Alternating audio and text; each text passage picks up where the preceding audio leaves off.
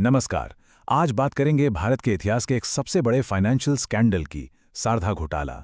ये सिर्फ एक घोटाले की कहानी नहीं है, बल्कि भरोसे, लालच और पॉलिटिक्स के एक ऐसे खतरनाक खेल की कहानी है जिसने लाखों जिंदगियां बर्बाद कर दी। तो चलिए सीधा मुद्दे पर आते हैं। सबसे पहले बस इस घोटाले के साइज का अंदाजा लगाइए। हम बात कर रहे हैं करीब करीब 200 से 300 अरब रुपए की। सोचिए, ये रकम इतनी ज्यादा है कि कई बड़े शहरों का पूरे साल का बजट इससे चल सकता है। तो ये सिर्फ नंबर नहीं है, ये लूटे हुए सपनों का हिसाब है। और बात सिर्फ पैसों की नहीं है। इस धोखे का शिकार हुए 17 लाख लोग। और ये कोई बड़े बड़े इन्वेस्टर नहीं थे, नहीं, ये आम लोग थे, गरीब, लोअर मिडिल क्लास लोग, जिन्होंने अपने खून पसीने की, अपनी पूरी जिंदगी की कमाई इस एक उम्मीद में लगा दी थी कि उनका फ्यूचर सेफ हो जाएगा। तो फिर सवाल यही उठता है कि भरोसे की नींव पर खड़ा ये अरबों का साम्राज्य अप्रैल 2013 में अचानक रातों रात कैसे बिखर गया? आखिर हुआ क्या था? आइए अब इस पूरे स्कैम की बनावट को समझते हैं कि आखिर ये स्कीम काम कैसे करती थी और कैसे ये भारत की पॉन्जी कैपिटल कहे जाने वाले इलाके में इतनी फल फूल गई। देखिए, सारधा एक क्लासिक पॉन्जी स्कीम थी। अब ये पॉन्जी स्कीम होती क्या है? इसका मतलब बड़ा सिंपल है, ये एक फ्रॉड इन्वेस्टमेंट है। इसमें होता यह है कि पुराने इन्वेस्टर्स को जो रिटर्न या मुनाफा दिया जाता है वो किसी असली बिजनेस के प्रॉफिट से नहीं आता, बल्कि नए इन्वेस्टर्स से लिए गए पैसे से ही आता है। ये धोखे का एक ऐसा जाल है जिसका टूटना तय होता है। तो सारधा का तरीका क्या था? कह सकते हैं कि ये धोखे की एक पक्की रेसिपी थी। स्टेप 1, लोकल एजेंट्स को 25 से 40% का मोटा कमीशन दो ताकि वो ज्यादा से ज्यादा लोगों को फंसाएं। स्टेप 2, सरकारी एजेंसियों से बचने के लिए 200 से भी ज्यादा कंपनियों का एक मकड़ जाल तैयार करो। स्टेप 3, जो नए लोग पैसा लगा रहे हैं उन्हीं के पैसे से पुराने वालों को झूठा रिटर्न देते रहो। और स्टेप 4, जांच से बचने के लिए अपने प्रोडक्ट्स बदलते रहो, आज टूरिज्म कल रियल एस्टेट, ताकि कोई पकड़ ना पाए। और इस पूरे खेल के मास्टरमाइंड कौन थे? 2 लोग। एक तरफ था चेयरमैन सुदीप्तो सेन, जिसके बारे में कहा जाता है कि वो बोलता तो बहुत धीरे था, लेकिन उसकी बातों में गजब का असर था। और दूसरी तरफ देवजानी मुखर्जी, जो 2010 में एक रिसेप्शनिस्ट के तौर पर आई थी और देखते ही देखते ग्रुप की सबसे पावरफुल एग्जीक्यूटिव्स में से एक बन गई। लेकिन जानते हैं, इस स्कीम की कामयाबी का राज सिर्फ बड़े रिटर्न के वादे नहीं थे। नहीं, इसकी असली ताकत थी भरोसा। एक ऐसा साम्राज्य जो बहुत ही शातिर तरीके से बनाया गया था। आइए देखते हैं ये किया कैसे गया। ये जो भरोसे का मुखौटा था ना, इसकी कई परतें थीं।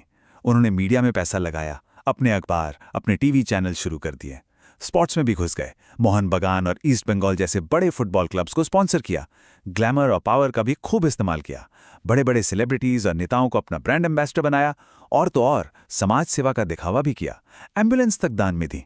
मतलब हर वो काम किया जिससे वो एक असली, एक भरोसेमंद कंपनी लगे। और ये सब दिखावा करने में पैसा पानी की तरह बहाया गया। जरा सोचिए, मीडिया ग्रुप में लगभग 9.88 अरब रुपए, फुटबॉल क्लब्स की स्पॉन्सरशिप पर 53 मिलियन, यहां तक कि रिपोर्ट्स के मुताबिक एक पेंटिंग खरीदने पर 86 करोड़ रुपए खर्च कर दिए। ये सब क्या था? ये जनता का भरोसा जीतने और पॉलिटिकल कनेक्शन बनाने के लिए एक सोची समझी इन्वेस्टमेंट थी। और शायद इनका सबसे शातिर दांव जानते हैं क्या था? कंपनी का नाम रखा सारधा, जो 19वीं सदी की महान संत शारदा देवी से जुड़ा है। इस एक नाम से ही इन्हें वो इज्जत और भरोसा मिल गया जो शायद करोड़ों खर्च करके भी नहीं मिलता। लेकिन जैसा हर पॉन्जी स्कीम का हश्र होता है, इसका भी अंत तो होना ही था। तो चलिए अब कहानी के उस हिस्से में चलते हैं जहां ये ताश के पत्तों का महल ढहना शुरू हुआ। एक चिट्ठी से शुरू हुआ ये सिलसिला एक देशव्यापी संकट में बदल गया। देखिए, अंत की शुरुआत कैसे हुई। दिसंबर 2012 आरबीआई ने फाइनल वार्निंग दी।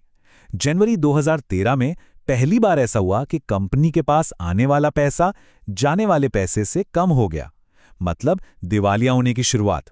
6 अप्रैल को चेयरमैन सुदीप्तो सेन ने सीबीआई को 18 पन्नों की एक चिट्ठी लिखी, एक तरह का कबूलनामा, और 10 अप्रैल तक वो गायब। बस फिर क्या था?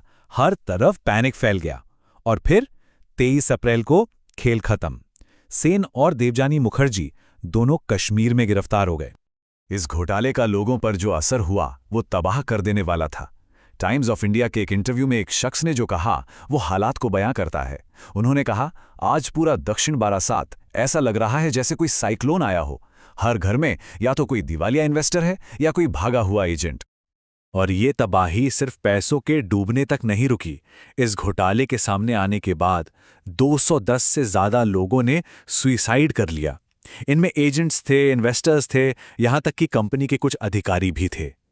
ये इस धोखे की सबसे सबसे दर्दनाक कीमत थी। ये सिर्फ एक फाइनेंशियल क्राइम नहीं था, ये एक पॉलिटिकल भूचाल बनने वाला था, क्योंकि इस घोटाले के तार सियासत के गलियारों तक बहुत गहरे जुड़े हुए थे। और जब जांच शुरू हुई तो उसने पूरे रीजन को हिलाकर रख दिया। जब जांच की परतें खुलनी शुरू हुईं तो बड़े बड़े नाम सामने आए।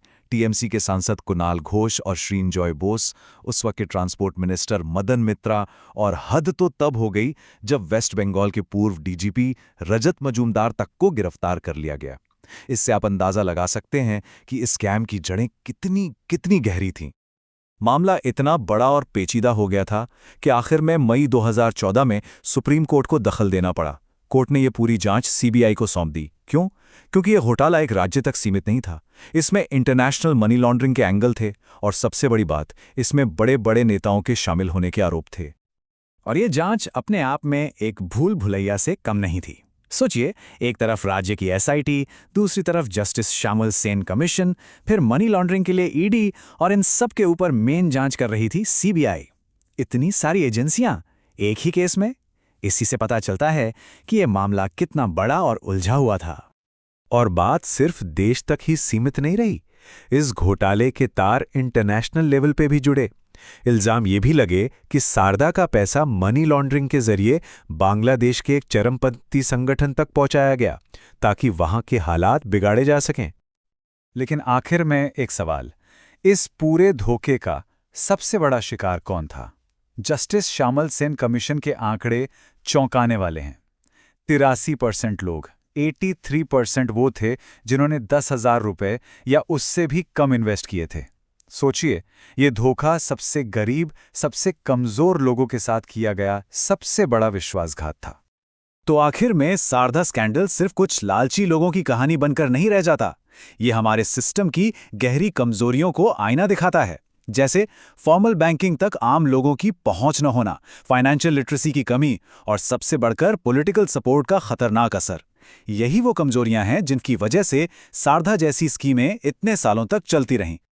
तो अंत में ये हमें एक बहुत बड़े सवाल के साथ छोड़ जाता है कि जब भरोसे को ही हथियार बना लिया जाए तो कोई भी समाज अपने सबसे कमजोर लोगों को अगले too good to be true यानी सच से परे लगने वाले वादे से आखिर कैसे बचा सकता है।